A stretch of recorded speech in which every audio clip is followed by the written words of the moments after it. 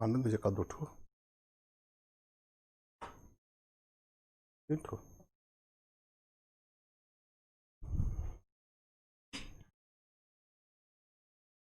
Hello everyone, very good afternoon, welcome to all of you. चलिए आ जाइए, copy pen लेकर के आइए और शुरू करते हैं हम लोग टॉपिक इलेक्ट्रोस्टैट्स, जिसमें कूलॉम्स लॉ की बात हम लोग कर रहे थे। उससे पहले जितने लोग भी आ चुके हैं ऑनलाइन, चैट बॉक्स में हमें कमेंट करके अपने नाम के साथ में इंफॉर्मेशन दे देंगे।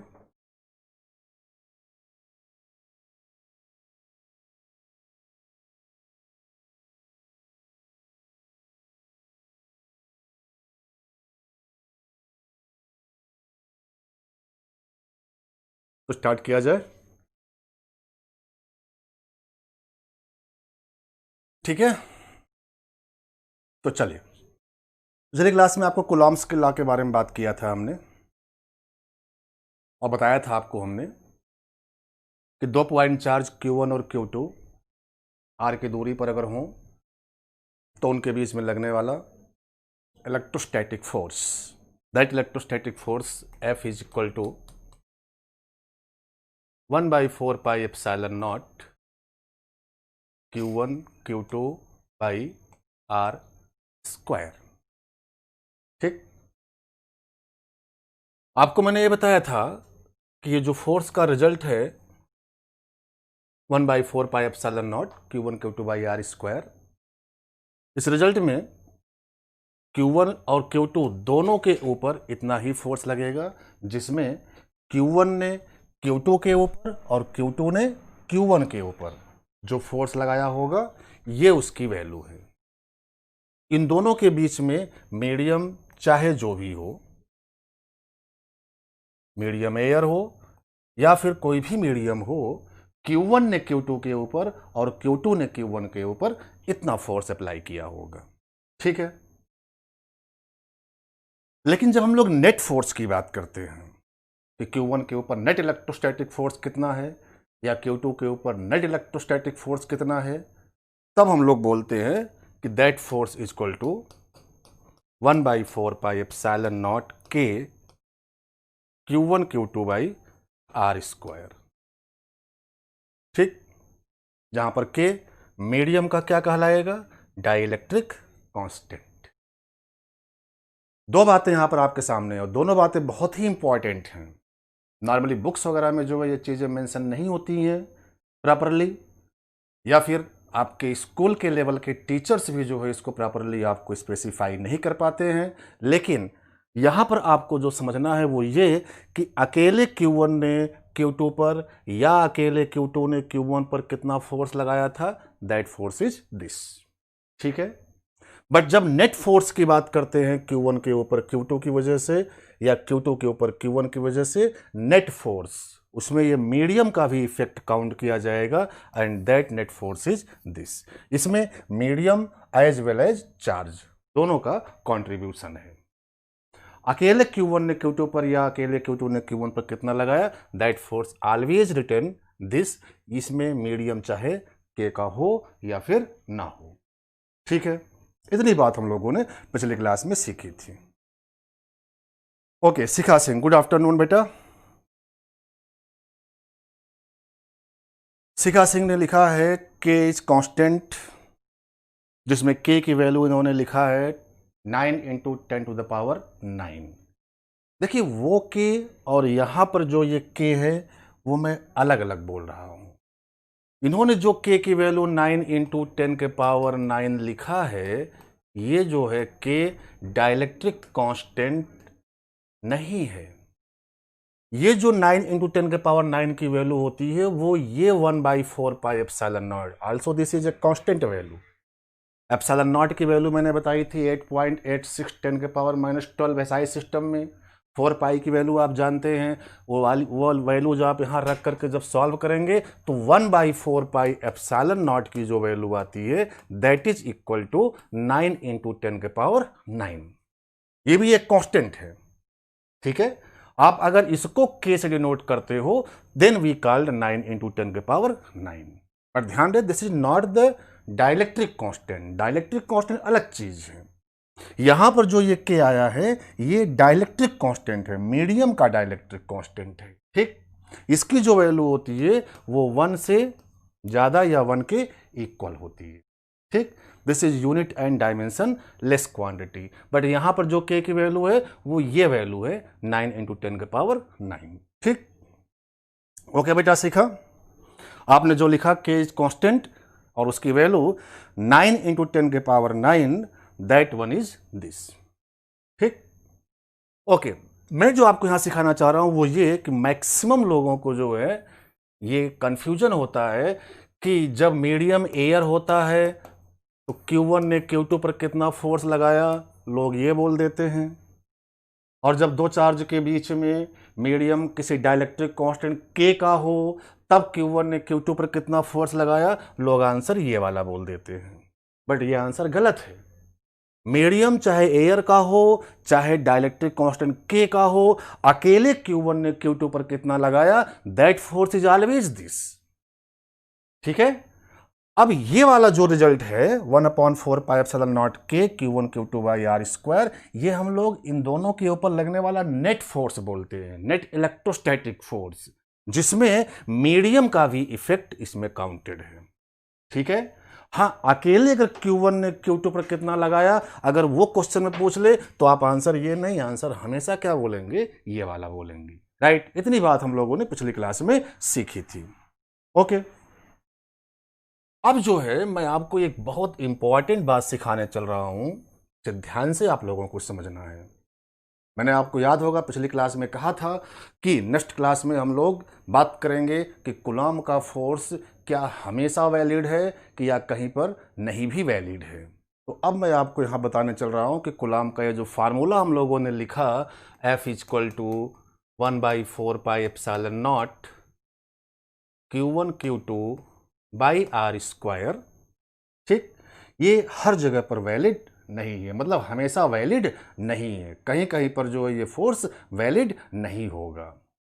ये फोर्स कब के लिए है, जब दो चार्ज हमने देखा आर की डिस्टेंस पर थे तो हमने बोल दिया कि ये रिजल्ट आ गया। अब थोड़ा सा इसको हम लोग एडवांस लेवल पर समझते हैं। ठीक, ओके बेटा, epsilon not is the permittivity of free space. Good, very good, सीखा आपने जो बताया कि epsilon not is the permittivity of free space, बिल्कुल सही है। दिस इज द 8.86 10 के पावर -9 12। राइट, तो ये परमिटिविटी कहलाती है। हिंदी में इसे हम लोग बोलते हैं किसी भी मीडियम स्पेस की विद्युतशीलता, फ्री स्पेस की। ठीक है ना, इंग्लिश में हम लोग क्या बोलेंगे, परमिटिविटी बोलेंगे। अभिषेक सिंघानिया, अभिषेक सिंघानिया, काफी इंप्रेसिव नेम है। Very good evening. ओके, हाँ, तो सुनिए, इस बात को थोड़ा ध्यान से आपको समझना है। अब देखिए, जो मैं आपको बोलने चल रहा हूं उसको ध्यान से समझिए। वास्तव में हमने आपको एक प्रॉपर्टी बताई थी इलेक्ट्रिक चार्ज की, याद होगा कि पहले या शायद दूसरे लेक्चर में मैंने आपको फर्स्ट लेक्चर में ही मैंने आपको इलेक्ट्रिक चार्ज की एक प्रॉपर्टी लिखाई थी, और वो प्रॉपर्टी ये थी कि electric charge always produce electric field around it. ठीक है, कोई भी चार्ज अपने चारों ओर जो है एक इलेक्ट्रिक फील्ड प्रोड्यूस करता है। ठीक, अब ये चार्ज अगर स्टेट ऑफ मोशन में होगा तो साथ ही साथ मैग्नेटिक फील्ड भी प्रोड्यूस करेगा, और अगर ये चार्ज जो है एक्सेलरेटिंग मोशन में होगा तो साथ ही साथ जो है इलेक्ट्रोमैग्नेटिक रेडिएशन भी प्रोड्यूस करेगा। चार्ज अगर केवल रेस्ट पर है, स्टैटिक कंडीशन में अगर चार्ज है तो वो सिर्फ इलेक्ट्रिक फील्ड प्रोड्यूस करेगा, और अगर डायनेमिक कंडीशन में है तो इलेक्ट्रिक फील्ड के साथ साथ जो है वो या मैग्नेटिक फील्ड भी प्रोड्यूस करेगा, और अगर यूनिफॉर्मली या नॉन यूनिफॉर्मली एक्सेलरेटेड मोशन में होगा तो वो इलेक्ट्रिक फील्ड मैग्नेटिक फील्ड के साथ साथ जो है इलेक्ट्रोमैग्नेटिक रेडिएशन भी, एनर्जी भी रेडिएट करेगा। This is a property of charge. ठीक है, एक्सपेरिमेंट्स जो है इस चीज़ को शो करते हैं कि चार्ज में ऐसी एक प्रॉपर्टी पाई जाती है। तो अभी हम लोग मैग्नेटिक फील्ड और इलेक्ट्रोमैग्नेटिक रेडिएशन की बात बिल्कुल नहीं कर रहे हैं। हम लोग ये अच्छे तरीके से जानते हैं कि एक्सपेरिमेंट शो करते हैं कि इलेक्ट्रिक चार्ज हमेशा एक इलेक्ट्रिक फील्ड प्रोड्यूस करेगा। ठीक है, अब ये जो इलेक्ट्रिक फील्ड होती है, बात आती है कि जो प्रोड्यूस होगी उस चार्ज से मीडियम में चारों ओर फैलती है। ठीक है, पूरे एटमॉस्फेयर में जो है उस चार्ज के अराउंड जो है इसके द्वारा प्रोड्यूस होने वाली ये इलेक्ट्रिक फील्ड जो है वो डिस्ट्रीब्यूट होगी, फैलेगी। एक्चुअली में ये जो है एक इलेक्ट्रोमैग्नेटिक वेव होती है। इलेक्ट्रोमैग्नेटिक वेव होती है जो स्पीड ऑफ लाइट से जो है प्रोपेगेट करती है। यानी ये जो इलेक्ट्रिक चार्ज ने इलेक्ट्रिक फील्ड अपने चार्ज के अंदर से प्रोड्यूस किया होगा, चारों ओर ये स्पीड ऑफ लाइट से जो है प्रोपेगेट कर रही होगी। ठीक है, अभिषेक सिंघानिया अभी कैसे हैं sir? I am very fine, hope you are also fine. Good.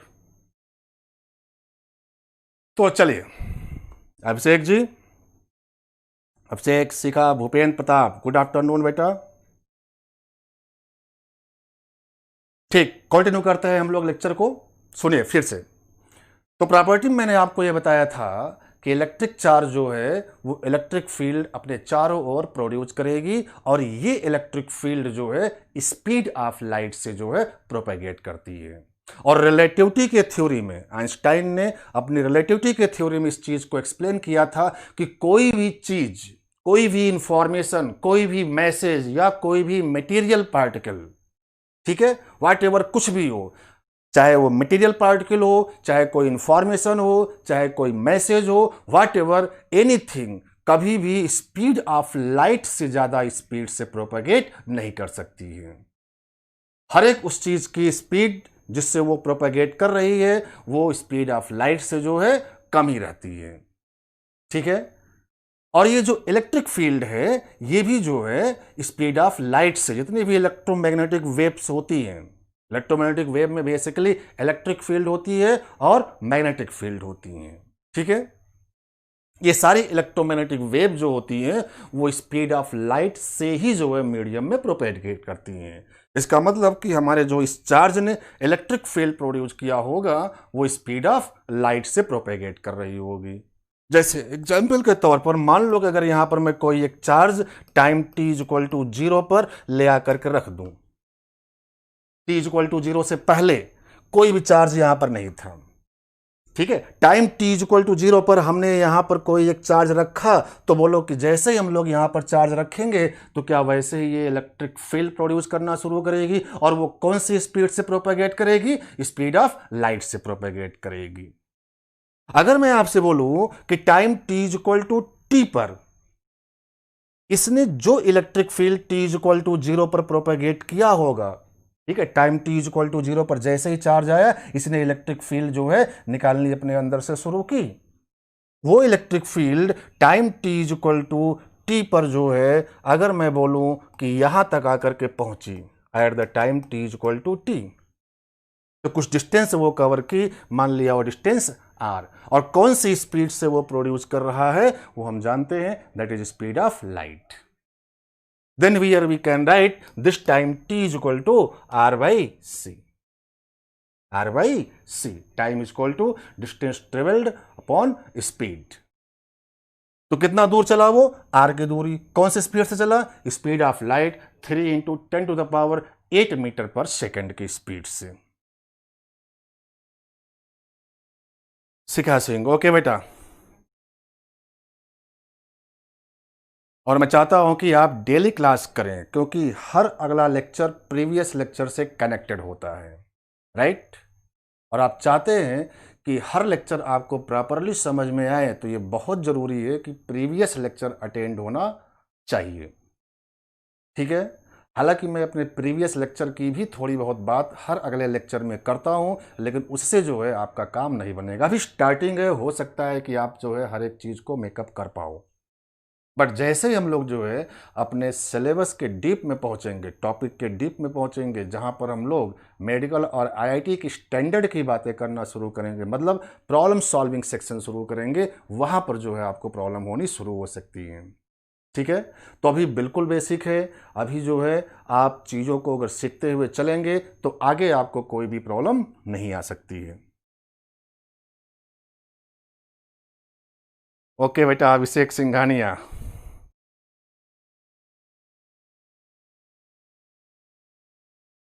Thank you very much. Right, तो आइए अब हम लोग यहां पर ऑनलाइन एक दूसरे के सामने हैं, तो देखते हैं।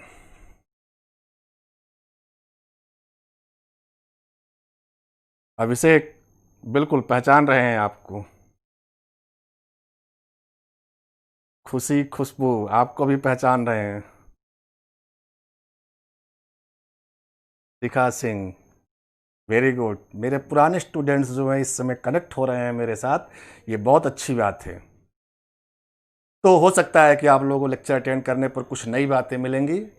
लेक्चर को आप देखिए और जो भी नई चीज़ें मिली वो आपके कॉम्पिटिटिव के लिए जो है बहुत हेल्पफुल हो सकती हैं।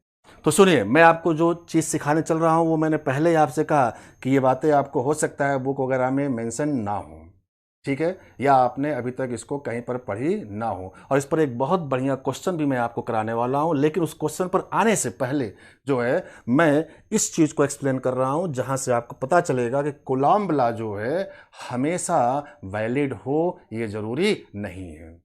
ठीक, यहां पर मैंने आपको क्या बताया कि 2 पॉइंट चार्ज Q1 और Q2 स्टेट ऑफ रेस्ट पर है एट पोजीशन आर डिस्टेंस, दोनों के बीच की दूरी आर है। तो हमने बोला कि इनके बीच में लगने वाला फोर्स इतना है, 1/4πε0 Q1 Q2/r²। ठीक, कोई प्रॉब्लम नहीं, सब कुछ सही है। म्यूचुअल फोर्स होता है, न्यूटन के थर्ड लॉ को फॉलो करता है, और थर्ड लॉ जो है हम लोग अच्छे तरीके से जानते हैं कि कंजर्वेशन ऑफ मोमेंटम को रिलेट करता है। इसका मतलब कि यहाँ पर मोमेंटम ऑफ द सिस्टम जो होगा Q1 और Q2 का वो कंजर्व्ड होगा। सारी चीज़ें बिल्कुल परफेक्ट हैं, कोई प्रॉब्लम नहीं। ठीक, सब कुछ परफेक्ट है लॉ के बारे में।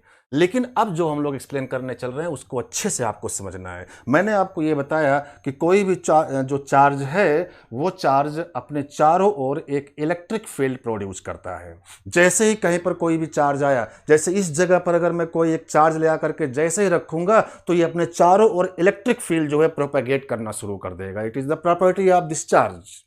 और ये जो भी इलेक्ट्रिक फील्ड प्रोड्यूस करेगा चारों ओर मीडियम में, वो electric field speed of light से प्रोपेगेट करेगी।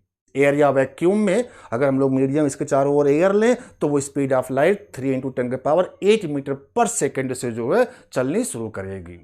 तो वही चार्ज मैंने टाइम t=0 पर यहां रखा है और आपसे बोला कि बताइए कि टाइम t पर जो है अगर वो r की दूरी चल करके इलेक्ट्रिक फील्ड जो इसने प्रोड्यूस किया यहां पर पहुंचा, मान लिया वो इलेक्ट्रिक फील्ड E है, तो कौन सी स्पीड से गया होगा? वो c की स्पीड से गया होगा। Then we know that time = distance upon speed. मतलब कहने का ये हुआ कि r की दूरी तक इलेक्ट्रिक फील्ड पहुंचने में इसने जो भी इलेक्ट्रिक फील्ड प्रोड्यूस की वो इलेक्ट्रिक फील्ड इस चार्ज से r की दूरी तक पहुंचने में इतना समय लगाया होगा, r/c।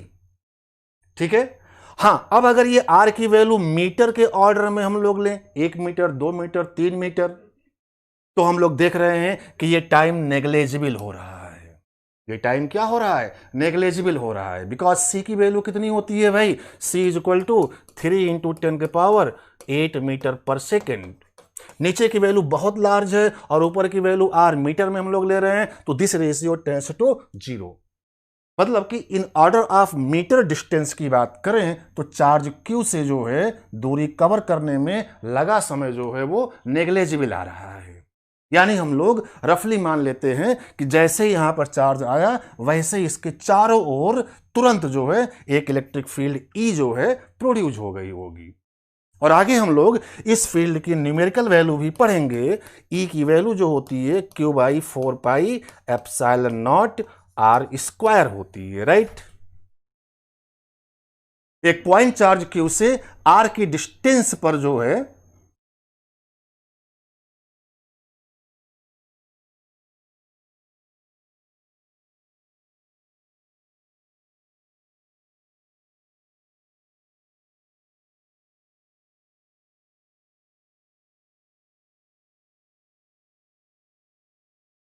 ओके बेटा, शिखा सिंह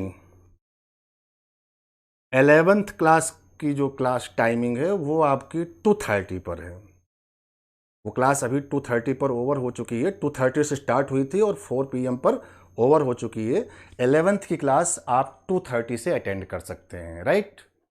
4 PM से जो है 5 PM तक ये अपनी 12th क्लास की सिलेबस चलेगा, ठीक है। तो आप जो है टीटीएस में, टीटीएस आप समझते होंगे, टीटीएस में जो है 2:30 से 11th की क्लास रहेगी।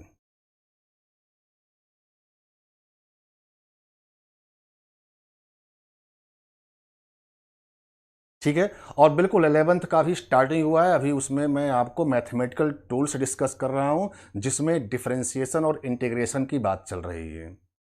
डिफरेंशिएशन का लेक्चर आज कंप्लीट हुआ है, कंप्लीट इनफैक्ट नहीं हो पाया है, नेक्स्ट लेक्चर में वो कंप्लीट होगा। तो उसमें आप डिफरेंशिएशन और इंटीग्रेशन जो है कंटिन्यू में है। और 12th क्लास में जो है इलेक्ट्रोस्टैटिक्स स्टार्ट हुआ है जिसमें हम लोग कूलॉम्स लॉ की बात कर रहे हैं, ठीक। प्रॉपर्टी ऑफ चार्ज हम लोग डिस्कस कर चुके हैं, चार्ज क्या होता है उसके बारे में बात कर चुके हैं, कैसे हम लोग इलेक्ट्रीफाइड करते हैं बॉडीज को उसकी बात कर चुके हैं, ठीक है। अब हम लोग कूलॉम्स लॉ पर डिस्कशन स्टार्ट किए हैं। ओके बेटा, देवर्षी जायसवाल, वेरी गुड इवनिंग बेटा।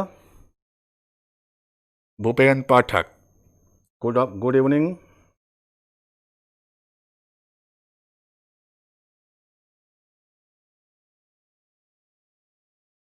ओके, तो सुनिए, तो मैंने ये कहा कि इलेक्ट्रिक फील्ड की वैल्यू किसी पॉइंट चार्ज से आर की दूरी पर का रिजल्ट है Q/4πε0 r स्क्वायर। ये प्रॉपर्टी होती है कि कोई भी चार्ज अपने चारों ओर एक इलेक्ट्रिक फील्ड प्रोड्यूस करेगा और यहाँ पर हम लोग देख रहे हैं, और वो इलेक्ट्रिक फील्ड जो होगी स्पीड ऑफ लाइट से प्रोपेगेट करती है। तो अभी अभी हमने देखा कि अगर टाइम t=0 पर कोई चार्ज हम लोग यहाँ पर क्रिएट करें तो उस चार्ज ने जो इलेक्ट्रिक फील्ड प्रोड्यूस की होगी उस इलेक्ट्रिक फील्ड को r की डिस्टेंस कवर करने में जो समय लगेगा दैट टाइम =r/c, ठीक है। c is the speed of light, क्योंकि ये स्पीड ऑफ लाइट से प्रोपेगेट कर रही होगी। तो t=0 से t=t तक में r की दूरी कवर करने में जो समय लगता है दैट टाइम =r/c। हाँ, अब अगर ये r की वैल्यू मीटर के ऑर्डर में होगा तो r/c टेंड्स टू 0, यानी हम मान के चलेंगे कि यहां से यहां तक जो है फील्ड को पहुंचने में समय नेग्लेजिबल, मतलब जैसे ही चार्ज रखा होगा वैसे ही r की डिस्टेंस पर इलेक्ट्रिक फील्ड जो है इतनी प्रोड्यूस हो गई होगी। This is the result of electric field, ठीक। अब ये जो हम लोग फोर्स का फार्मूला लिख रहे हैं कूलॉम्स के लॉ में, Q1 Q2 के बीच में लगने वाला ये फोर्स, वास्तव में जो है प्रॉपर्टी ये होती है कूलॉम का, ये जो फोर्स का फार्मूला है वो तो बात की बात है। एक्चुअल जो रिजल्ट है वो ये होता है कि किसी भी चार्ज के द्वारा जो इलेक्ट्रिक फील्ड प्रोड्यूस होती है, चार्ज की प्रॉपर्टी है कि चार्ज हमेशा अपने चारों ओर एक इलेक्ट्रिक फील्ड प्रोड्यूस करेगा, और जो भी इलेक्ट्रिक फील्ड प्रोड्यूस करेगा उस इलेक्ट्रिक फील्ड में अगर कोई दूसरा चार्ज आएगा तो उसके ऊपर एक इलेक्ट्रिक फोर्स लगेगा, ठीक है। मतलब इस चार्ज ने जो इलेक्ट्रिक फील्ड यहां पर प्रोड्यूस की, जिसको यहां तक इलेक्ट्रिक फील्ड पहुंचने में इस चार्ज के द्वारा ये वाली इलेक्ट्रिक फील्ड यहां तक पहुंचने में जो समय लगा होगा वो समय r/c है, जो कि हम लोग नेग्लेजिबल मान के चल रहे हैं कि समय नेग्लेजिबल है। इसी फील्ड में अगर मैं यहां पर कोई चार्ज ले आकर के रखूं तो इस चार्ज के ऊपर जो लगने वाला इलेक्ट्रिक फोर्स होगा दैट फोर्स =Q/E। यह रिजल्ट आप लोगों ने पढ़ा भी होगा कहीं ना कहीं। तो वास्तव में ये जो है रिजल्ट है कि किसी चार्ज के ऊपर लगने वाला जो फोर्स होता है that force charge into electric field, ठीक है। कोई चार्ज जिस फील्ड में आएगा उस फील्ड की वजह से जो है उसके ऊपर एक फोर्स लगता है। बिल्कुल वैसे ही जैसे कोई मास अगर ग्रेविटेशनल फील्ड के अंदर आता है तो उसके ऊपर एक ग्रेविटेशनल फोर्स लगता है। F=mg हम लोग पढ़ते हैं, ठीक है। अगर m का मास g के ग्रेविटेशनल फील्ड के अंदर आएगा तो उसके ऊपर mg का फोर्स लगेगा। बिल्कुल वैसे ही अगर कोई भी चार्ज किसी इलेक्ट्रिक फील्ड के अंदर आएगा तो उसके ऊपर एक इलेक्ट्रिक फोर्स लगेगा and that is equal to Q/E। तो वास्तव में जो है वह ये रहा होगा कि इन दोनों चार्ज के बीच में लगने वाला ये जो फोर्स हम लोग बोल रहे हैं इस चीज को आपको समझना है। तो वास्तव में हुआ यह होगा कि इस Q1 के चार्ज ने, ठीक है, एक इलेक्ट्रिक फील्ड प्रोड्यूस किया होगा जो कि इसकी अपनी खुद की प्रॉपर्टी है इस जगह पर। ठीक है, ये Q2 का चार्ज मान लो यहां पर है ही नहीं। इस Q1 के चार्ज ने इस जगह, इस Q1 के चार्ज ने अपने अंदर से इलेक्ट्रिक फील्ड प्रोड्यूस किया होगा, तो प्रॉपर्टी हो गई, और वो इलेक्ट्रिक फील्ड r की दूरी पर पहुंची होगी, और उस फील्ड की वैल्यू जो है अगर मैं लिखना चाहूं तो that is equal to Q1/4πε0 r square. हालांकि इस फील्ड को यहां से यहां तक पहुंचने में कुछ समय लगा होगा, लेकिन अगर मैं इस r को मीटर के ऑर्डर में लेकर के चलूं तो जो है वो टाइम क्या होगा, नेग्लिजिबल। तो हम मान के चलते हैं कि जैसे चार्ज रखा गया होगा Q1, वैसे ही r की दूरी पर इतनी फील्ड आ गई होगी। अब इसी फील्ड में अगर मैं इस जगह पर कोई चार्ज Q2 रख दूं तो बताइए ये Q2 का चार्ज क्या E के फील्ड में है? बिल्कुल। तो इस E के फील्ड की वजह से इस Q2 के ऊपर जो फोर्स लगेगा, that force on Q2 is equal to Q2 into E, और E की वैल्यू आप पुट कर दोगे तो this is comes out Q1/4πε0 r square, और इसी को हम लोग क्या नाम दे रहे हैं, कूलम्ब का फोर्स, जो कि आप जानते हो 1/4πε0 Q1/Q2/r स्क्वायर। Right, perfect. इतनी बात हम लोग समझ रहे हैं। और ऐसे ही बिल्कुल इस पर भी हुआ होगा, Q2 की वजह से यहां पर फील्ड एक आई होगी, that field is equal to Q2/4πε0 r square, और इस फील्ड में अगर Q1 का चार्ज आएगा तो फोर्स कितना लगेगा, Q1/Q2 अपॉन दिस, मतलब ये फोर्स, मतलब कि जितना फोर्स इस पर उतना ही फोर्स इस पर। ठीक, इक्वल और अपोजिट फोर्स होते हैं, थर्ड लॉ को फॉलो करता है, कंजर्वेशन ऑफ मोमेंटम को फॉलो करेगा, सब कुछ परफेक्ट है। लेकिन अब सोचो, जो बात मैं आपको बताने चल रहा हूं उसको ध्यान से समझो। मान लो ये Q1 का चार्ज है और ये Q2 का चार्ज है, ठीक, एक दूसरे से बहुत दूर है, इनके बीच की दूरी जो है मैंने रेस्ट पर ही है, दोनों चार्ज Q1 भी रेस्ट पर है और Q2 भी रेस्ट पर है। मान लिया इन दोनों के बीच की दूरी r है, और r की वैल्यू चलिए हमने ले लिया 1 लाइट ईयर। 1 लाइट ईयर आप समझते हैं, लार्ज डिस्टेंस होती है। लाइट ईयर सब लोगों को मालूम है, light year is the unit of distance, और 1 लाइट ईयर को हम लोग डिफाइन करते हैं, it is the distance travelled by the light in 1 year. एक साल के समय में लाइट के द्वारा चली गई जो दूरी होती है उसे हम लोग क्या बोलते हैं, 1 लाइट ईयर। ठीक है, और आप अच्छे तरीके से जानते हो कि स्पीड ऑफ लाइट कितनी होती है भाई, 3 × 10⁸ मीटर पर सेकेंड। इस स्पीड से लाइट ट्रेवल कर रही है, और एक साल तक वो अगर चले, मतलब इसमें हम लोग जो है 1 ईयर मल्टीप्लाई कर दें, 3 × 10⁸ में 1 ईयर का मतलब 12 मंथ, 12 मंथ का मतलब 12 × 30 डे हो गया।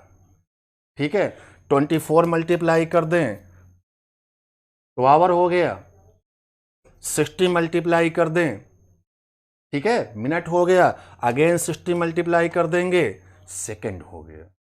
इस पूरे को कैलकुलेट करेंगे तो आएगी डिस्टेंस, दैट डिस्टेंस मीटर में आएगी।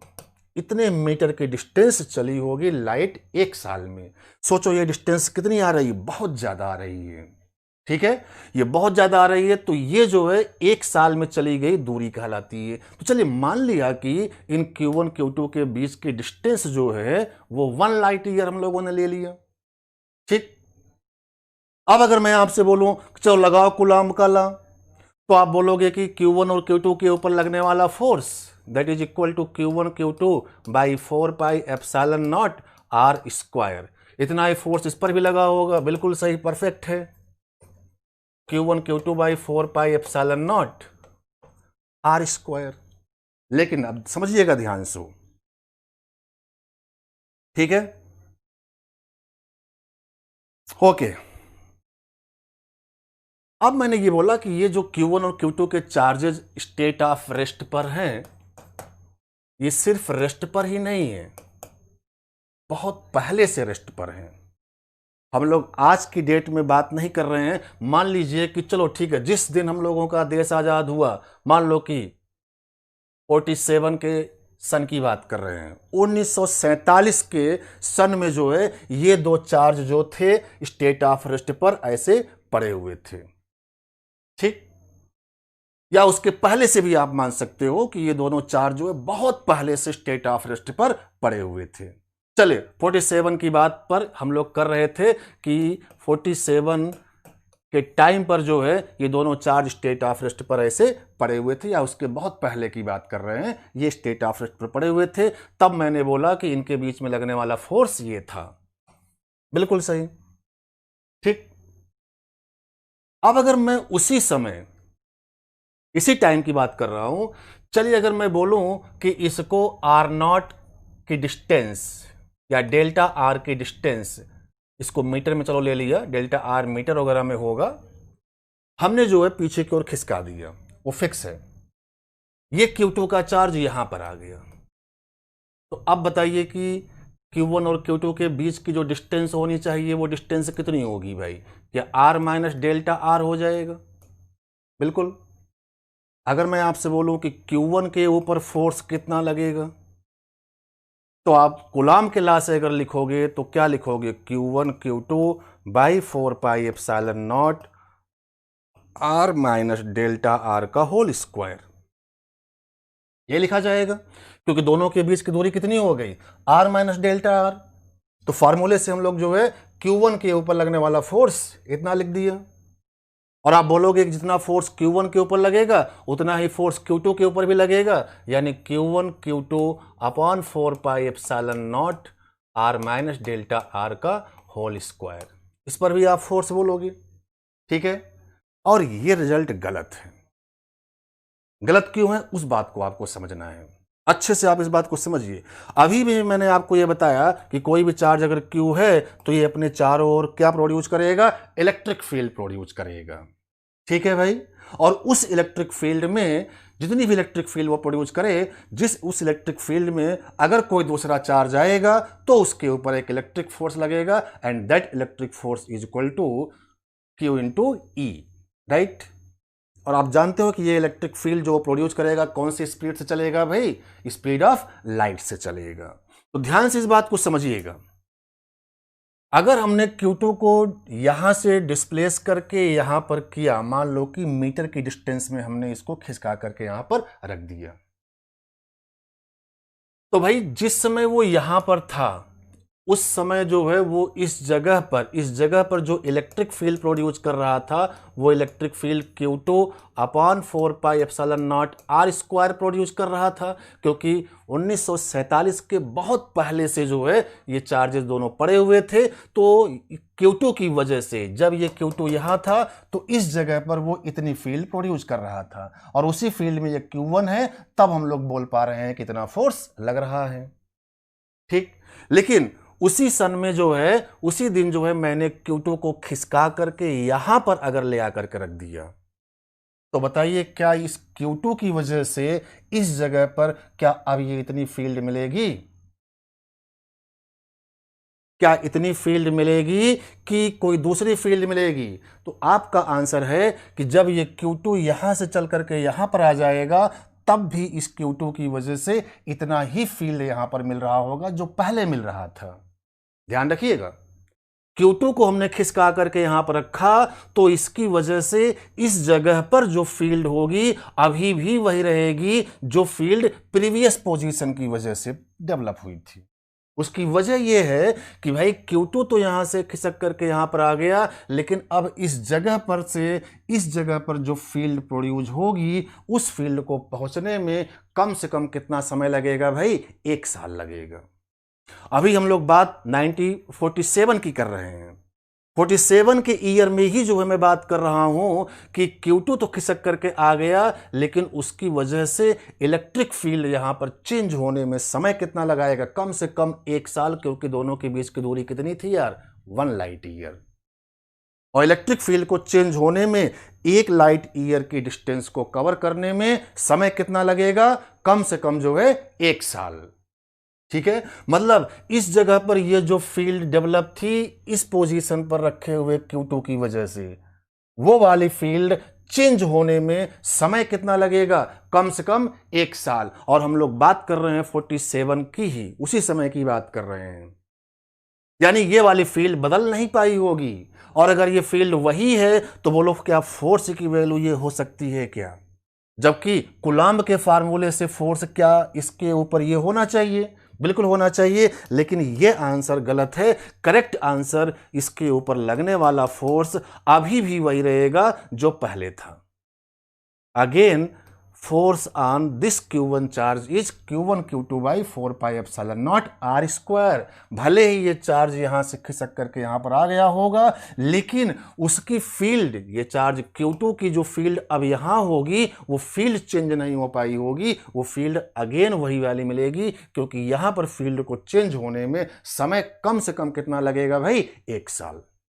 हाँ, अगर मैं 1 साल के बाद की बात करूं, 1948 की बात करूं, ठीक है, 47 पर यह चीज था। अगर मैं 1 साल 2 साल के बाद की बात करूं या आज की डेट की बात करूं, तब जो है हम बोलेंगे कि ये फील्ड यहां बदल गई होगी, और वो फील्ड बदल करके कितनी आई होगी? 1/Q2/4 पाई epsilon naught R minus delta R के होल स्क्वायर के बराबर। तब जो फोर्स लगेगा ये वाला हो जाएगा, ठीक है ना? तो उस टाइम पर फोर्स जो है अभी भी वही लगेगा, भले ही उनके बीच की डिस्टेंस क्या हो चुकी है भाई? कम। क्लियर है ये? तो आंसर ये वाला लगा। अच्छा, इसके ऊपर फोर्स क्या अब ये वाला लगेगा क्या? इसकी बात कर लेते हैं। तो ध्यान से देखिए, अब इस चार्ज को हम लोग यहां पर खिसका करके लाकर रख चुके हैं, ठीक। इस वाले की वजह से यहां पर जो फील्ड होगी उस समय वो तो यही रहेगी भाई। ध्यान से देखिए, हमारे इस Q1 को चेंज नहीं किया जा रहा है। चेंज किसको किया जा रहा है? Q2 को। इस जगह पर Q1 की वजह से जो फील्ड रही होगी, डेल्टा आर अगर हम लोग इसको यहां पर रखेंगे, इस जगह पर जो फील्ड होगी Q1 की वजह से, that field is equal to Q1/4 pi epsilon naught R minus delta R का होल स्क्वायर। यहां पर कितनी फील्ड रही होगी Q1 की वजह से? Q1/4 pi epsilon naught R square. तो Q1 की वजह से इस जगह पर तो फील्ड ये रहेगी, और इसी फील्ड में Q2 खिसक करके अगर आएगा तो Q2 के ऊपर अब जो लगने वाला फोर्स होगा, that force is equal to Q1 Q2 by 4 pi epsilon naught R minus delta R का होल स्क्वायर। समझ पा रहे होंगे आप सब लोग इस बात को? तो कहने का मतलब ये कि अगर कूलम्ब के लॉ को अप्लाई करोगे तो आंसर ये होना चाहिए, बट करेक्ट आंसर कौन सा है? अभी भी Q1 के ऊपर फोर्स वही लग रहा है। तो एक्चुअल में यहां पर कॉन्सेप्ट किस बात का है? यहां पर है इलेक्ट्रिक फील्ड की स्पीड। चार्ज भले ही अपनी पोजीशन को बदल दे, लेकिन उसकी फील्ड की वैल्यू जो है चेंज होने में जो है वो हम लोग देख रहे हैं यहां पर समय लग रहा है, क्योंकि डिस्टेंस जो है काफी लार्ज है। हाँ, अगर यही डिस्टेंस मीटर वगैरह के ऑर्डर में हम लोग ले लेते तो बहुत ही स्मॉल डिस्टेंस की बात करें तो समय की वैल्यू जो है बहुत कम हो जाती है। जैसे कि यहां पर फील्ड को चेंज होने में समय कम से कम कितना लगेगा? 1 साल। 1 साल के बाद हम लोग बोलेंगे तो आंसर ये होगा, लेकिन तुरंत की बात करेंगे तो वहां पर फील्ड चेंज नहीं हो पा रही होगी, और फील्ड अगर चेंज नहीं होगी भाई तो किस बात का फोर्स में चेंज? फील्ड चेंज नहीं हुआ तो फोर्स भी चेंज नहीं होगा।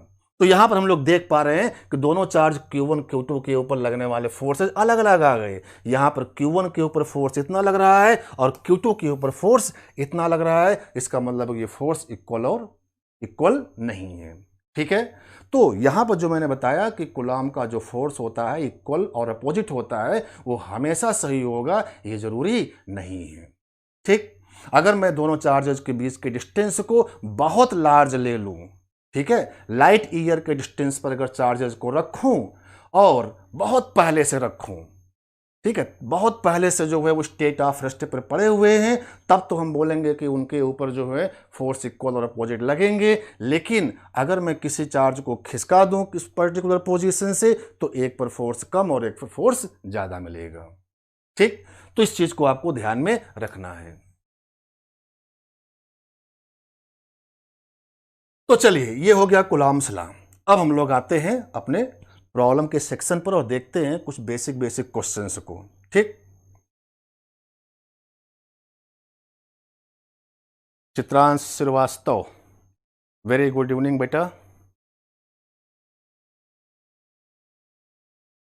ओके, तो चलिए पहला क्वेश्चन बहुत ही सिंपल क्वेश्चन है। क्वेश्चन में यह दिया गया है कि मान लो कि अगर एक कोई भी सॉफ्ट बबल है हमारे पास, this is a soft bubble. अब अगर मैं इसको कोई एक चार्ज डिस्ट्रीब्यूट कर दूं यूनिफॉर्मली, आइदर पॉजिटिव और नेगेटिव, तो क्वेश्चन में बोला गया है कि ये बबल था after charge given to the bubble its radius. इसके रेडियस के बारे में हमें बात करना है। अगर मैं इसको चलो यूनिफॉर्मली पॉजिटिव चार्ज सप्लाई कर दूं तो बताइए इसकी रेडियस जो है क्या होगी। R dash after charge supplied, R is the before charge supplied. इस बबल के पास कोई चार्ज नहीं है तो उसकी रेडियस कितनी है, आर। उसी बबल का हमने जो है चार्ज रख दिया यूनिफॉर्मली, तो रेडियस कितनी हो गई, आर डैश। क्या आर डैश की वैल्यू आर से बढ़ जाएगी कि आर डैश की वैल्यू आर से कम हो जाएगी कि सेम वही रहेगा? ठीक, आंसर आप लोगों को कमेंट करने हैं।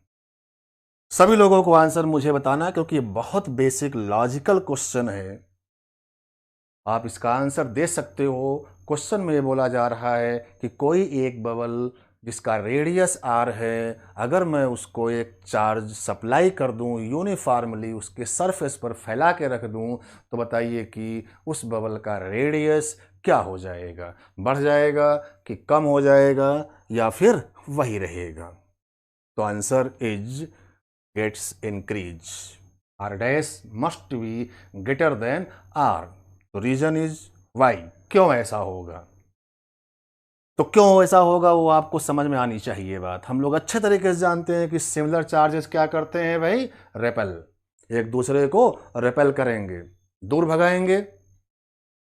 तो आप देख सकते हो कि हर जगह पर पॉजिटिव चार्ज है, हर जगह पर पॉजिटिव चार्जेज हैं, तो क्या इसका surface due to the repulsion की वजह से हमारे इस बबल का जो सरफेस है वो बाहर की ओर फैलने की कोशिश करेगा? बिल्कुल, ड्यू टू द रिपल्सन ऐसा होगा। अब ये बाहर की ओर फैलने की कोशिश करेगा तो श्योर है कि इसकी रेडियस क्या होगी, बढ़ जाएगी। हाँ, अगर हम लोग इसमें चार्जेस को जरूरत से ज़्यादा अगर रख देंगे तो ये बबल फट भी सकता है, क्योंकि ये एक्सपेंड होने की कोशिश में है।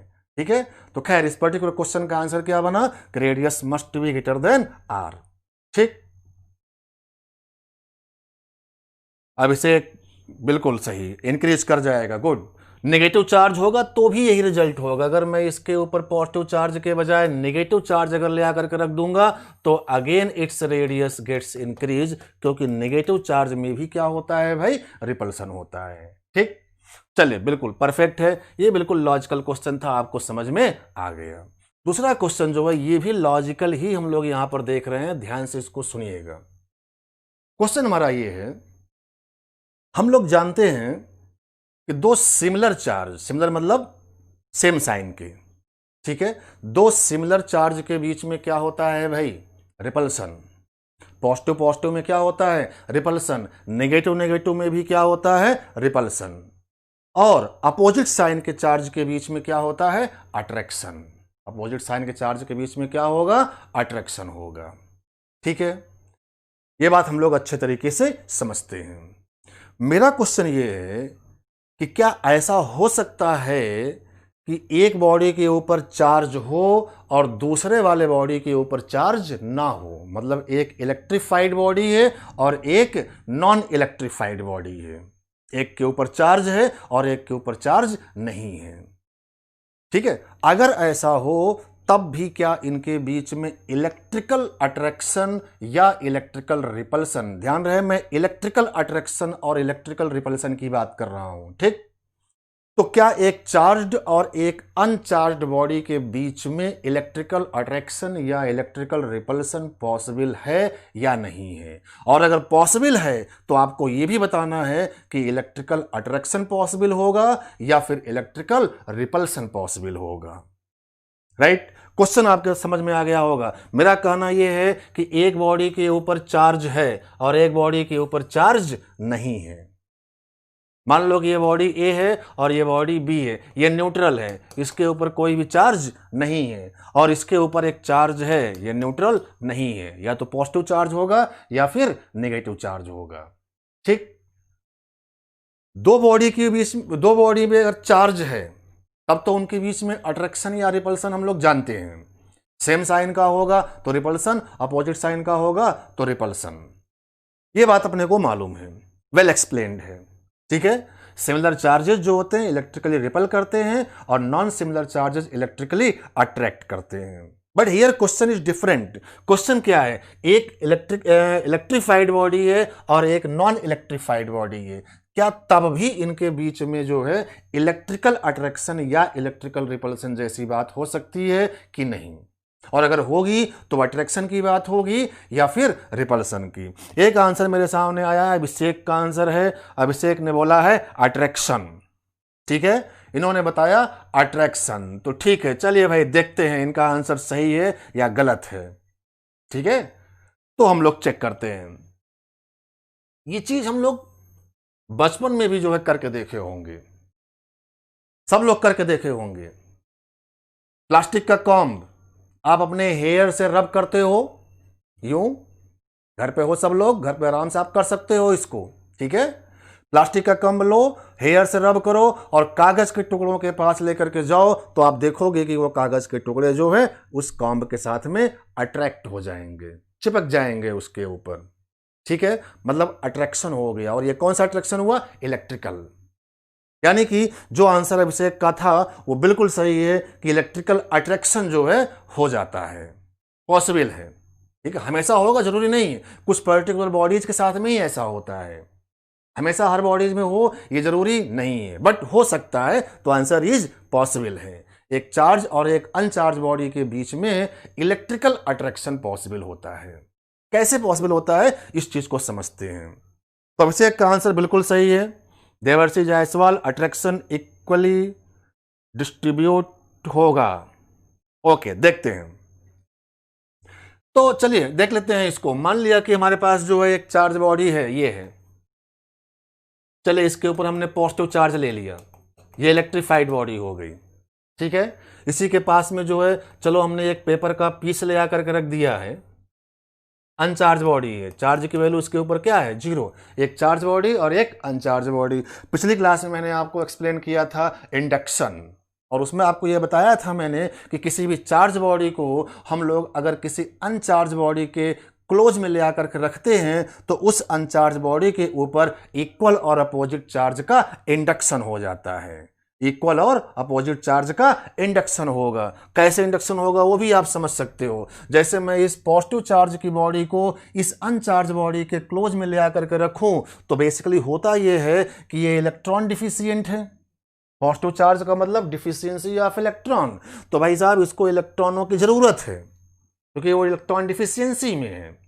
तो इलेक्ट्रॉनों की जरूरत है तो इलेक्ट्रॉन लेना चाहेगा, और उस लेने की चाहत में ये होगा कि इसके अंदर के इलेक्ट्रॉन यहां पर आकर के एक्यूमुलेट हो जाते हैं, बाहर नहीं निकल पाएंगे। इलेक्ट्रॉन हवा में उड़ते हुए इसके ऊपर नहीं आएंगे भाई, बट वो इलेक्ट्रॉनों को अपनी ओर खींच रहा होगा। तो इस बॉडी के इस तरफ के इलेक्ट्रॉन यहां पर अगर आकर के डिपॉजिट हुए तो उतने ही अमाउंट का यहां पर पॉजिटिव चार्ज आएगा। इसी को तो हम लोग इंडक्शन बोलते हैं। ठीक है, जितना इलेक्ट्रॉन इधर से इधर गया होगा उतने ही अमाउंट के बराबर यहां पर पॉजिटिव चार्ज आया होगा, मतलब जितना यहां पर नेगेटिव चार्ज आया होगा उतना ही यहां पर पॉजिटिव चार्ज आया होगा। This whole phenomena is called the induction process. ठीक, अभी भी ध्यान दीजिएगा ये न्यूट्रल ही है, नेट चार्ज अभी भी इसके ऊपर क्या है? 0 है। अब अगर मान लें कि दो बॉडी हैं, ये इलेक्ट्रीफाइड है और ये एज ए होल न्यूट्रल है, इन दोनों के बीच में फोर्स की अब बात करें तो ये पॉजिटिव चार्ज इस बॉडी के इस नेगेटिव चार्ज को क्या कर रहा होगा भाई? अट्रैक्ट कर रहा होगा अपनी ओर, किसी फोर्स F1 से मान लो। ठीक है, इस बॉडी का ये पॉजिटिव चार्ज इस वाले बॉडी के इस पॉजिटिव चार्ज को क्या कर रहा होगा? रिपेल कर रहा होगा, यानी कि रिपल्सन F2 के फोर्स से। ठीक है भाई, अब इस वाले बॉडी के ऊपर लगने वाला नेट फोर्स अगर देखें तो F2 आगे की ओर और F1 पीछे की ओर। दोनों में ज्यादा कौन सा होगा? F1 ज्यादा होगा। क्यों F1 ज्यादा होगा भाई? क्योंकि इस चार्ज और इस चार्ज के बीच की दूरी क्या है? कम। ठीक है, और हम जानते हैं कि इलेक्ट्रोस्टैटिक फोर्स 1/r² के प्रोपोर्शन में होता है, तो डिस्टेंस कम होने का मतलब क्या? फोर्स की वैल्यू ज्यादा हो जाएगी, बिल्कुल ज्यादा हो जाएगी। F1 must be greater then F2, right. अब अगर इस बॉडी के ऊपर नेट फोर्स की बात करें तो that net force is comes out F1 minus F2, right. F1 minus F2 का मतलब नेट फोर्स किधर लगा भाई? पीछे की ओर, यानी इस वाले बॉडी के ऊपर इस वाले की वजह से फोर्स पीछे लग रहा है। मतलब क्या ये वाली बॉडी इसको अट्रैक्ट कर रही होगी, इलेक्ट्रिकली अट्रैक्ट कर रही होगी? बिल्कुल कर रही होगी। यानी कि हमने देख लिया कि यहां पर जो है इलेक्ट्रिकल अट्रैक्शन पॉसिबल हो गया। तो जो मेरा क्वेश्चन था कि एक चार्ज और एक अनचार्ज बॉडीज के बीच में जो है क्या इलेक्ट्रिकल अट्रैक्शन या रिपल्सन में से कुछ पॉसिबल है? तो हाँ, बिल्कुल पॉसिबल है। और वो क्या पॉसिबल है? That is electrical attraction. Electrical repulsion कभी भी पॉसिबल नहीं होगा। अगर पॉसिबल होगा तो सिर्फ और सिर्फ इलेक्ट्रिकल अट्रैक्शन पॉसिबल होगा। Electrical repulsion is never be possible, right. ठीक, तो ये बात आपको समझ में आई। अब तीसरा क्वेश्चन देखिए, ये भी लॉजिकल क्वेश्चन ही है, अभी बिल्कुल बेसिक लेवल की बात कर रहे हैं, ठीक। थर्ड क्वेश्चन ये है, जैसा कि हम लोग अच्छे तरीके से जानते हैं कि सिमिलर चार्जेज में रिपल्सन होता है और नॉन सिमिलर चार्जेज में अट्रैक्शन होता है, ठीक।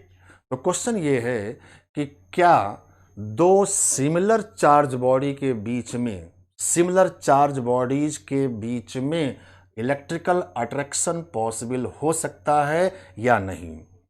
Your answer is in the comment box.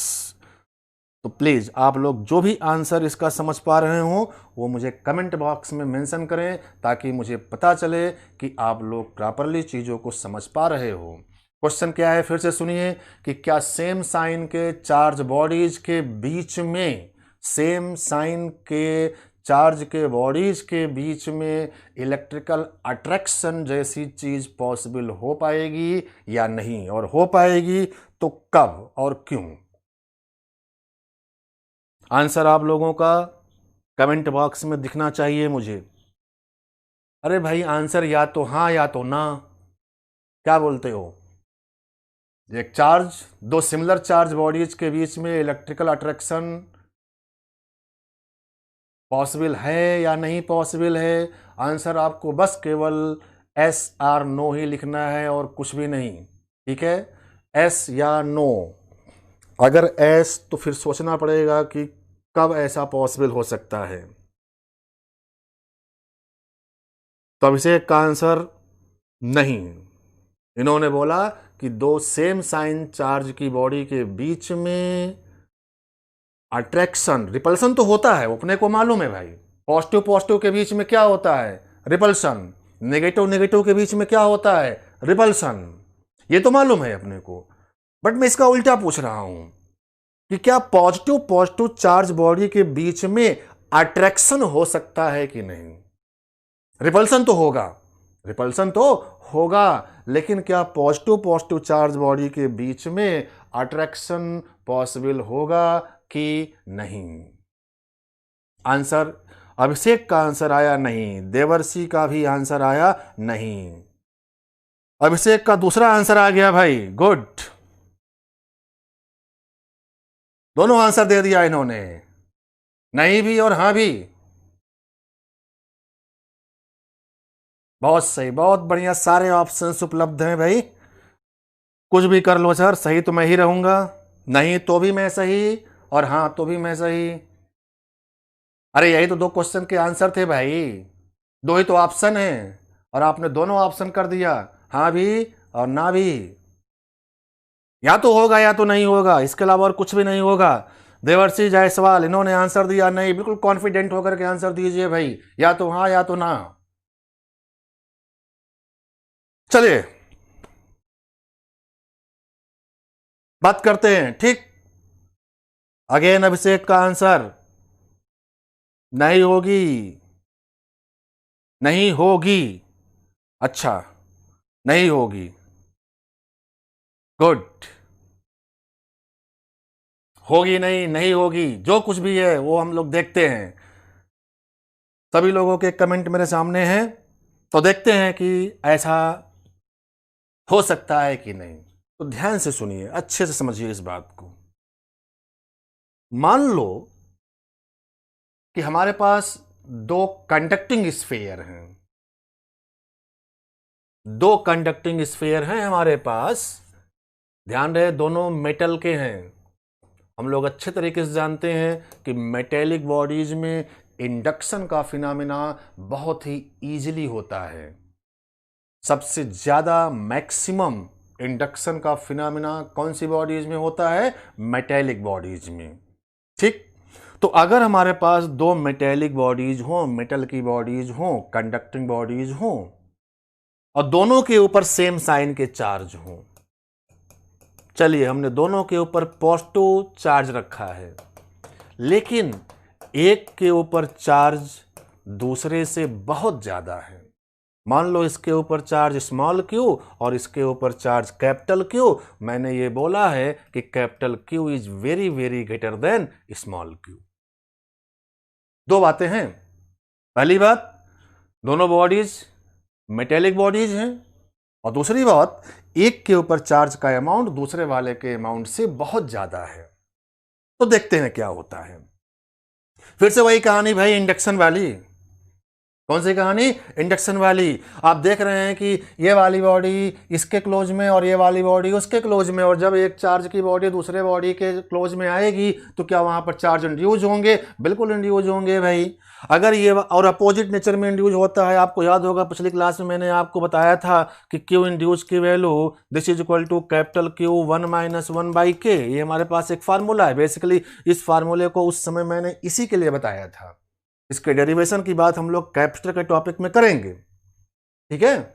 लेकिन यहां पर जो है हम लोग इस फार्मूले से अपना काम बड़ी आसानी से कर सकते हैं कि जो है मेटल का डाइलेक्ट्रिक कांस्टेंट इनफाइनाइट हो जाएगा।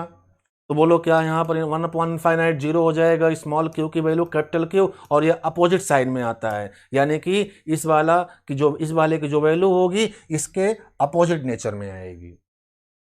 ठीक है, तो अब चलिए हम लोग इंडक्शन की बात यहां पर करते हैं। अब अगर मैं आपसे बोलूं कि बॉडी ए की वजह से बॉडी बी में जो इंडक्शन हुआ होगा, इस वाले बॉडी में इंडक्शन उसकी वजह से, दोनों एक दूसरे के क्लोज में हैं, तो इसकी वजह से वहां पर भी इंडक्शन होगा और इसकी वजह से यहां पर भी इंडक्शन होगा। ठीक, तो इस वाले बॉडी में जो इंडक्शन हुआ उस चार्ज की वजह से, तो क्या इसके अपोजिट नेचर में हुआ होगा? नेगेटिव चार्ज इंड्यूस, ये इंड्यूस चार्ज दिखा रहा हूं, नेगेटिव चार्ज इंड्यूस हुए होंगे। कितने अमाउंट का चार्ज इंड्यूस हुआ होगा? इसी के बराबर। उस फार्मूले से भी हम लोगों ने देखा। तो स्मॉल क्यू के अमाउंट का एक नेगेटिव चार्ज इसमें इंड्यूस हो गया होगा। और इस वाले बॉडी के ऊपर जो चार्ज था वो चार्ज कितना था? Capital Q. क्या इस कैपिटल क्यू के चार्ज की वजह से इस वाले बॉडी में जो इंडक्शन होगा वो भी नेगेटिव का होगा भाई? बिल्कुल। और किसके बराबर होगा?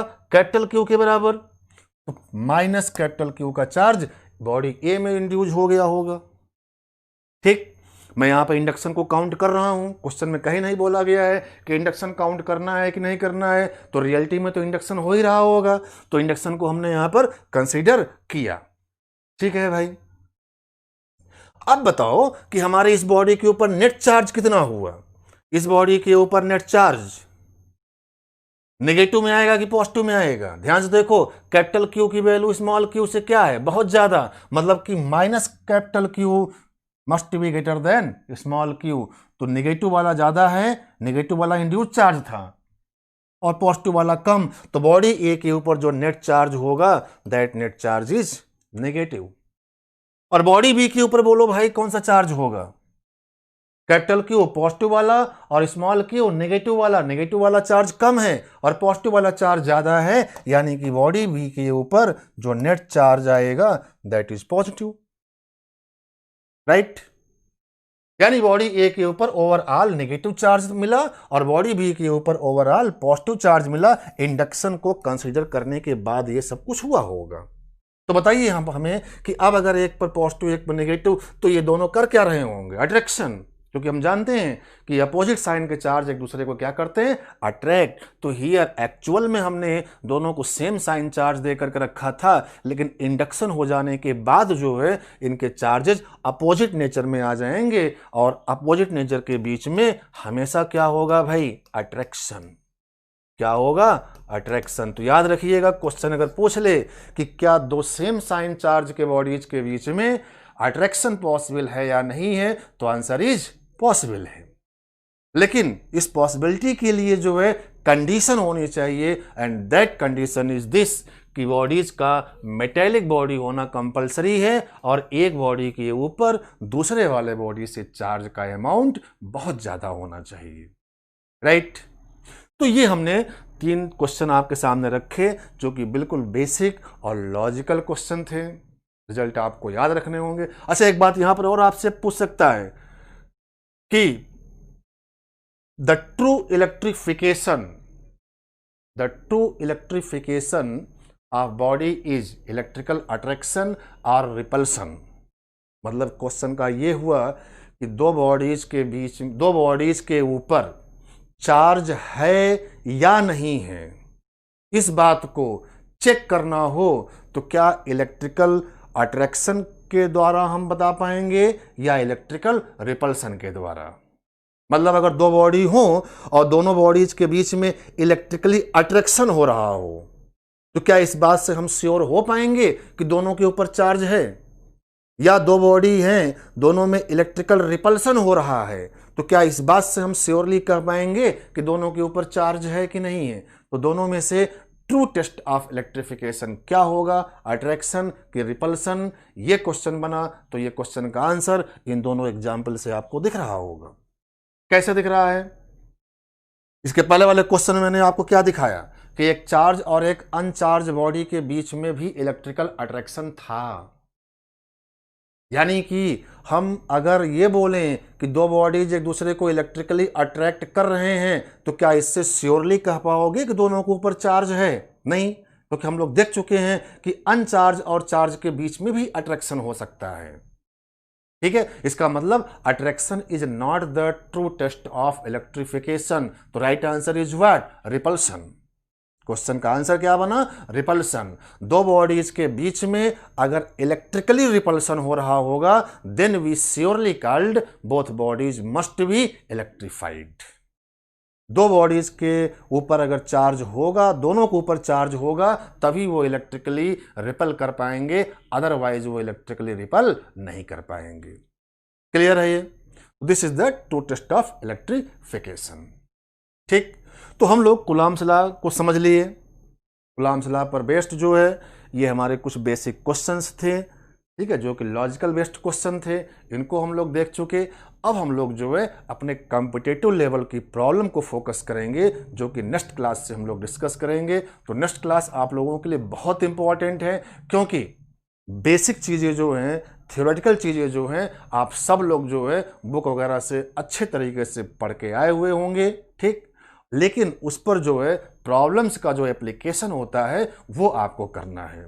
तो कुछ नई प्रॉब्लम्स के साथ में हम लोग डिस्कशन करेंगे, जो कि आपके कंपटीशन के लिए बहुत ही इंपॉर्टेंट होने वाले हैं, राइट। तो नेक्स्ट क्लास पर सेम टाइम 4 PM पर हम लोग एक दूसरे से दोबारा मुलाकात करेंगे। तब तक के लिए good night and thank you very much.